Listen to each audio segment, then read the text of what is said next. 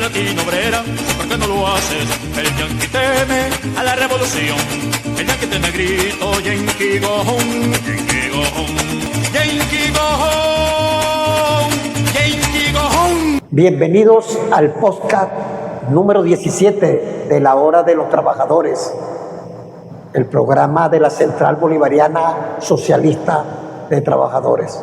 Bueno, en el día de hoy vamos a tener un tema muy especial, el tema de los maestros en la reconstrucción de las escuelas, en la reparación de las aulas.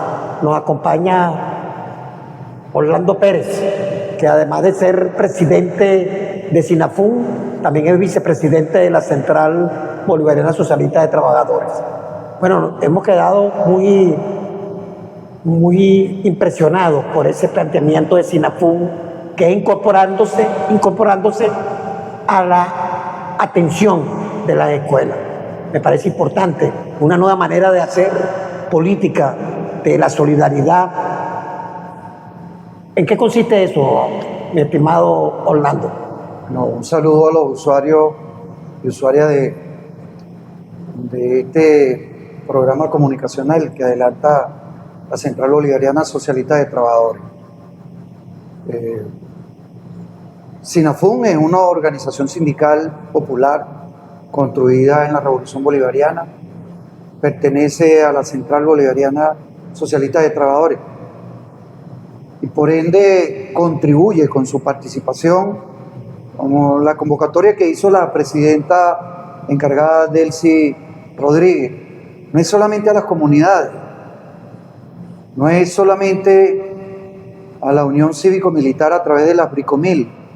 Los trabajadores somos pilares fundamentales y también estamos convocados. Y por ende, entonces la central toma la iniciativa de buscar articulación en todos los estados con los jefes de zona o jefes de CDC estadal, porque la educación es sumamente importante para cualquier país. Y el tema de la organización sindical no es única y exclusivamente el tema sindical, el tema laboral, el tema de la convención colectiva. Es también su participación, porque entendemos que la democracia participativa y protagónica tiene que ver con construir otro mundo, otra forma de ver la sociedad y cómo todos nos hacemos corresponsables precisamente de ese hecho constitucional bien importante que inicia Hugo Chávez Frías y que le hemos dado continuidad los trabajadores y trabajadoras que hacemos hoy día en la central. Hay una cifra de las escuelas que fueron afectadas, fueron destruidas en el estado de La Guaira. ¿Cuál es esa cifra, Orlando? El día lunes estuve presente y nos reunimos con nuestra seccional. Estuvimos en La Guaira, en la Escuela Técnica Licenciado Luzardo. Y en esa técnica, en reunión, hacíamos un diagnóstico, un balance de Catialamar, Caraballeda y Caribe. Hay 118 escuelas que están en el piso, que hay que construirlas de nuevo, otras que hay que reparar.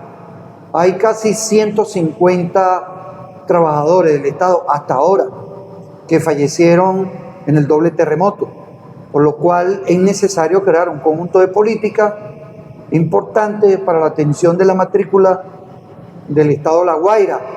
Nosotros opinamos que no le puedo dar el mismo tratamiento a los estados afectados por el terremoto en el tema del inicio del año escolar, que igual lo hiciéramos en el resto de los estados. Ahí tiene que darse sus pasos para poder...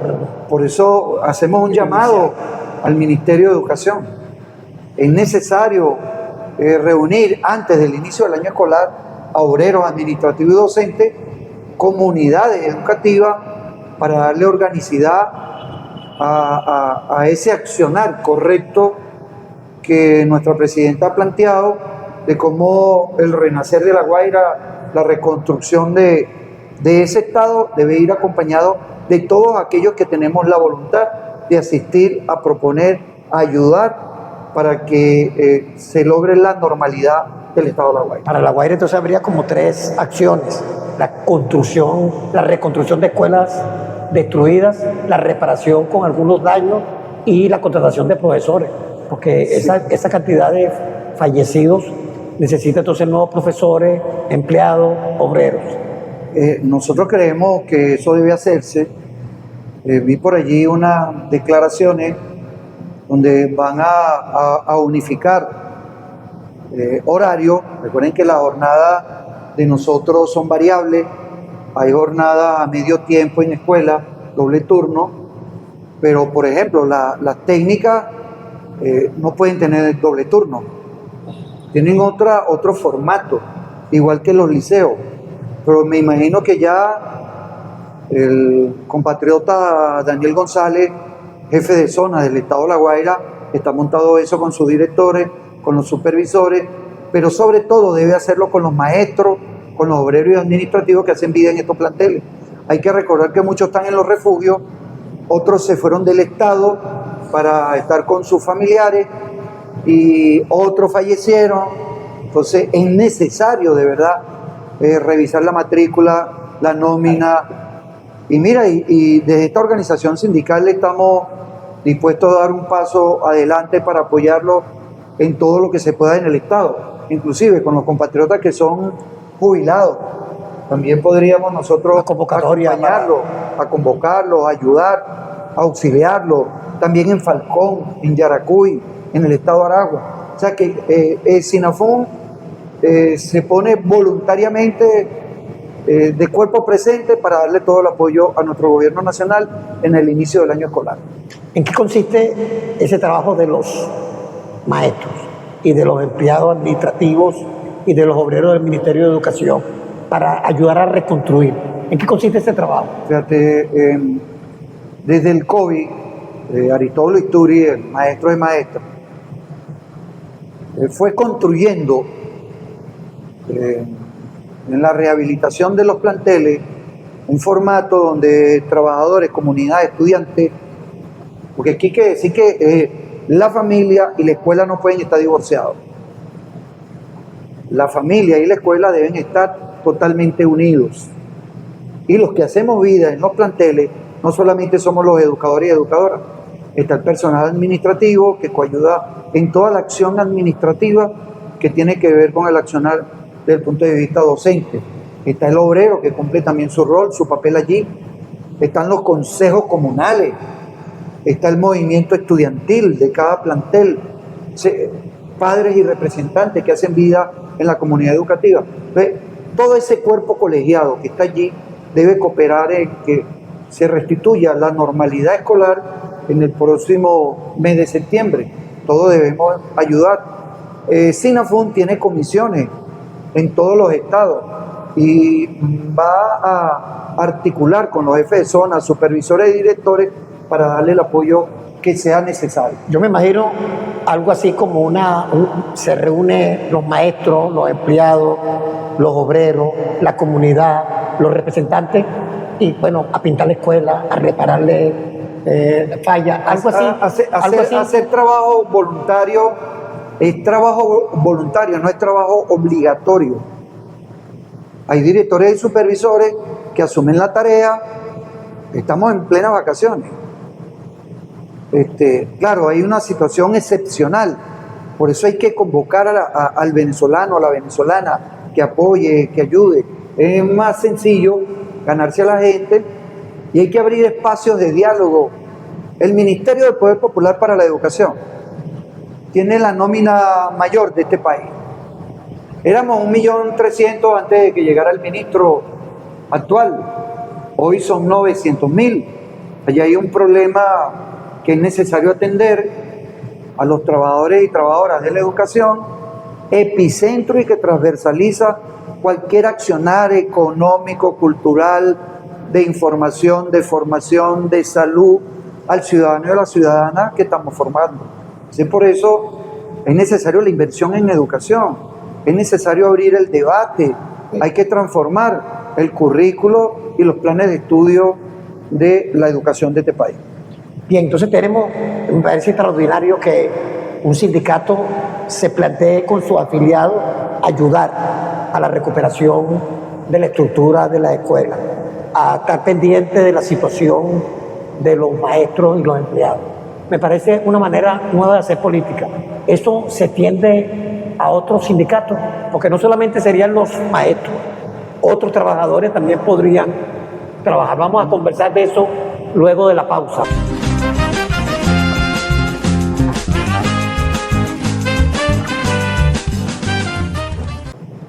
Aquí estamos de regreso con el podcast número 17, La Hora de los Trabajadores, de la Central Bolivariana Socialista de Trabajadores.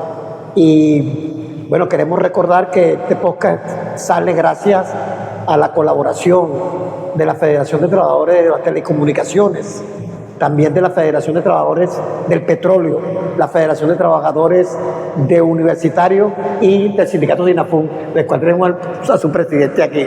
Queremos agradecerle por su colaboración y las posibilidades de hacer este documental que permita saber el pensamiento del movimiento sindical. Bueno, estamos transmitiendo desde el INCRE, aquí desde la oficina de SINAFUN, una oficina que tiene unos cuadros bien bonitos, tiene una buena decoración de lucha. Esto me recuerda íconos de lucha. Bueno, vamos a la pregunta. Eso que usted está planteando, novedoso, ¿será extensivo? ¿Podría ser extensivo a toda la clase obrera, junto con la comuna, junto con el pueblo, cuidar su escuela, ayudar? Claro. ¿Están planteando algo novedoso ustedes? La Central Bolivariana Socialista de Trabajadores viene construyendo una propuesta de participación de todos los venezolanos y venezolanas. Todos somos trabajadores, todos somos trabajadores. Y en el campo educativo, en el capítulo de la educación, es necesario forjar nuevas políticas de las organizaciones sindicales que no sigan siendo vistas como única y exclusivamente quienes van a luchar por las condiciones laborales. En el capítulo de la educación, nosotros tenemos que luchar para que la población más frágil, más débil, los sectores populares, se cumpla con rigor el 102 de la Constitución, el derecho humano a la educación. No es un tema de la calidad de la educación, queremos corregir ese concepto. El derecho humano a la educación es amplio, va más allá del tema de la calidad, porque ese derecho debe cumplirse desde educación inicial, desde maternal hasta universitario, y debe ser obligatorio. El Estado debe tener responsabilidad total sobre la formación de su ciudadano y ciudadana. Hemos dicho, por ejemplo, que para ser independiente, autónomo y soberano es necesario tener las herramientas científicas y tecnológicas. Entonces, la educación tiene que dar un vuelco. Y SINAFUN está proponiendo, desde el punto de vista parroquial, municipal, estatal y luego nacional, la apertura de mesas de trabajo, de diálogo, que traigan como consecuencia potenciar otra visión en materia educativa. ¿Cuáles serán los principales temas de esa mesa, de esa discusión? Nosotros creemos que debe existir, debe aperturarse después del 3 de enero y antes del 3 de enero. Con la política de bloqueo tiene que haber una cátedra necesaria de lo que tiene que ver con la defensa de la soberanía y la independencia. Una cátedra muy específica sobre eso, el amor a la patria, nación. Es de suma importancia que el venezolano y la venezolana, más allá de lo que tiene que ver con la fecha, con la lucha de nuestros próceres en la independencia, tiene que ver con el concepto que tiene la Constitución, que nos declaramos en un país independiente, autónomo y antiimperialista. Eso es bien importante, eso está en la Constitución. Entonces, esa cátedra tiene que desarrollar todo un conjunto de objetivos sobre el tema de la importancia de que todos los ciudadanos y ciudadanas deben proteger la soberanía. Nosotros decimos que la educación es materia de soberanía y defensa. Todos los venezolanos tenemos que hacer eso en todos los espacios donde estemos, cual sea la profesión y la labor que desarrollemos. Es de suma importancia para nosotros. Lo segundo tiene que ver con la ciencia y la tecnología. Es necesario desarrollar una política de contratación, de formación en las ciencias, que llamamos ciencias críticas, matemática, física, química, biología, inglés, castellano. Tenemos que hacerlo.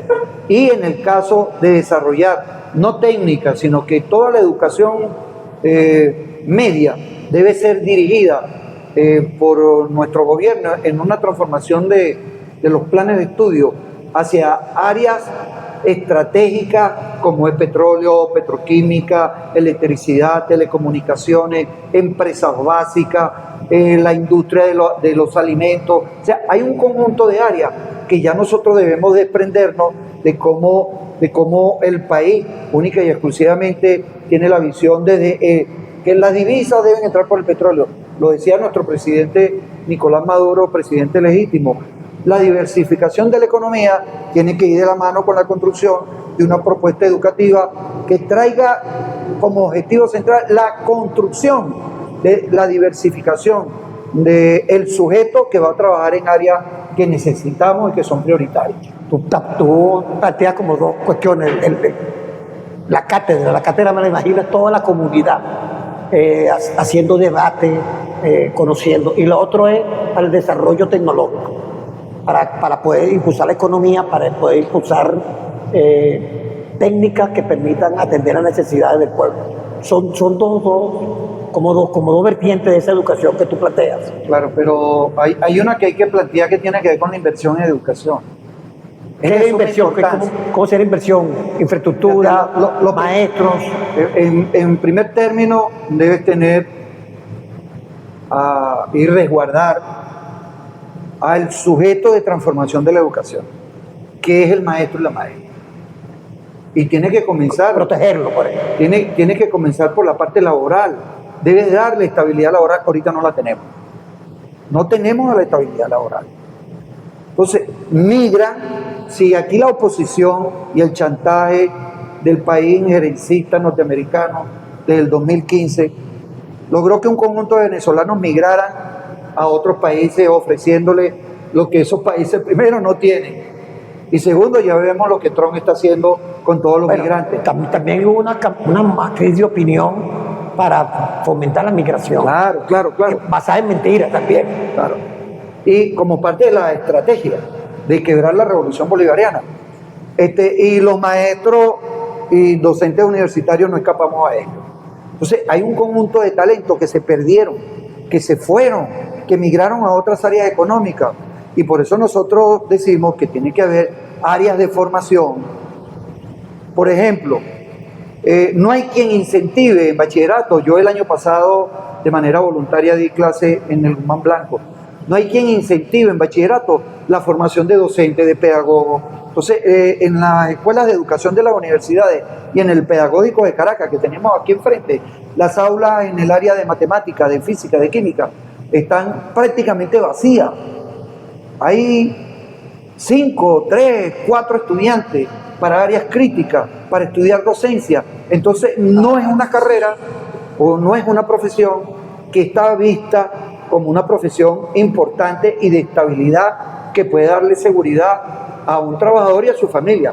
Por ende es que yo digo que hay que invertir en la nómina, en lo laboral, en la seguridad social, pero sobre todo en ciencia y tecnología y en unas áreas como, por ejemplo, inteligencia artificial o crear una cátedra que tenga que ver a hacerle frente a la contrainformación, esa información que le hace mucho daño a la juventud, que le hace mucho daño a la sociedad y que es necesario que la educación asuma el reto de enfrentar ese tipo de políticas que vienen del exterior. Bien, son muchos los temas que tenemos que conversar sobre la educación. Hay un tema que lo vamos a dejar para otra próxima oportunidad, que es la educación liberadora, descolonizadora, que ustedes a nivel de la educación, que a nivel continental tienen todo un programa. Bueno, y por el momento nos quedamos con que ustedes como trabajadores se van a la escuela a contribuir a su recuperación, a su atención. Los felicito por eso. Creo que están señalando un camino de cooperación y de solidaridad y de corresponsabilidad como ciudadanos. Bueno, muchas gracias. Bueno, saludo. Y pendiente para otra próxima oportunidad. Saludo a todos los maestros y maestras de nuestro país. No nos dio tiempo para hablar de lo laboral porque tenemos que ir discutiendo qué es la soberanía laboral de los trabajadores y trabajadoras en Venezuela. Haremos un programa para eso. Bueno, chao, chao.